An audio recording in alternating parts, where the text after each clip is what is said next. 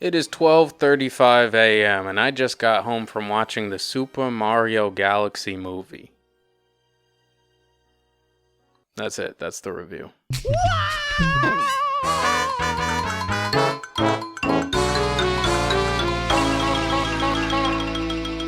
This is the second Mario movie made by Illumination Entertainment. I watched the first Mario movie just earlier today before watching Galaxy, and it did not hold up on a second watch. Sure, the Easter eggs and cameos and things you can point out, oh, I know what that is fun and all, but it only carries you so far. The rest of the experience rings so hollow and paper thin as a movie-going experience, and this one, ooh boy, let me tell you about this one. Mario Galaxy movie follows our crew. They find a Yoshi. Rosalina gets kidnapped. They had to go and find her, and that's about it.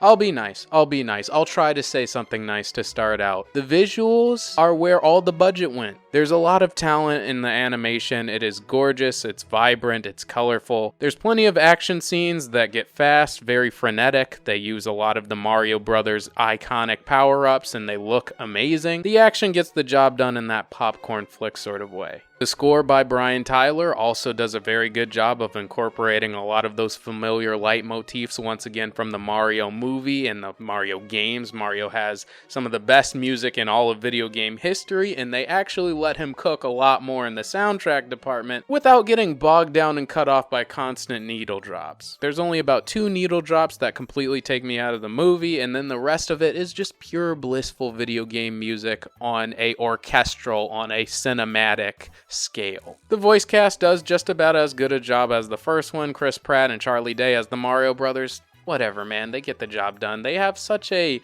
dartboard at the wall type approach to their casting. Jack Black shows up to work as Bowser. Benny Safdie is such a weird choice as Bowser Jr. He does a fine job, but I wish he sounded like he did in the games. Leave my mama alone, you bad man. I won't let you take Mama Peach away. Mama? From the ashes of his father's defeat rises a new conqueror. What? Donald Glover turned in a solid Yoshi impression, and it was honestly worth it for all the memes we got out of it. Okay, it's childish, can't be no homegirl, drop it like the NASDAQ. Brie Larson's decent as Rosalina for the 5 lines she has. She really gets done dirty like Luigi did in the first movie, where she has a really standout action sequence. One. And then she spends the rest of the movie captured. Hooray! If you're a diehard of that first Galaxy game or just a Rosalina stan in general, you're gonna be really disappointed. Anya Taylor-Joy is actually abysmal as Princess Peach. If you go back to the first Mario movie and just listen to her line delivery, it's the same every freaking time. It's really bad. It sounds like she's reading directly from the script. Here, Mario. Here's a power-up. Don't hurt my toads. We need to get to the Mushroom Kingdom. Nice. You wanna try one more?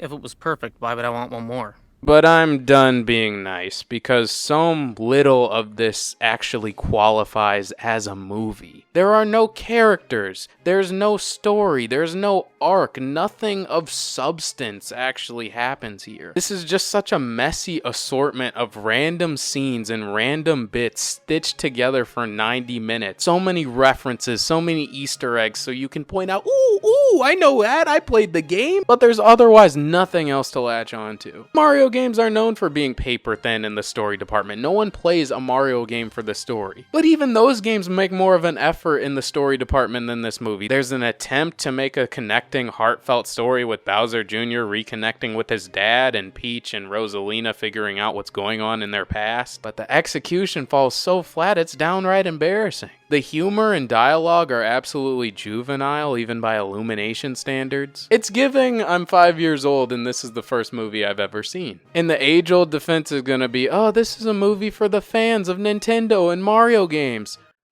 No, demand more. Demand more as an audience. We've been having quality video game adaptations for years now. Look at Castlevania, look at Arcane, look at Cyberpunk Edgerunners, hell, even look at the Sonic movies. This movie makes the Sonic movies look like they belong in the Criterion Collection. The Sonic movies actually try to establish a world and have characters that have arcs that go on a journey that learn something, while still catering to the hype moments that the fans come into theaters theaters to see. This movie has nothing to latch onto. It's 90 minutes of popcorn and cotton candy. As a fan of Mario games and Nintendo in general, I should love this movie. You think I wasn't happy to see my boy on the big screen? Animated Star Fox movie win? Holy crap, it's real! Despite all the Easter eggs and references and surprising character reveals, the movie really misses the mark as an adaptation of Mario Galaxy, one of the greatest and most celebrated games of all time. Mario Galaxy isn't just a game you play, it's something you experience and never forget. It's a masterpiece that has so much joy and wonder and creativity around every corner.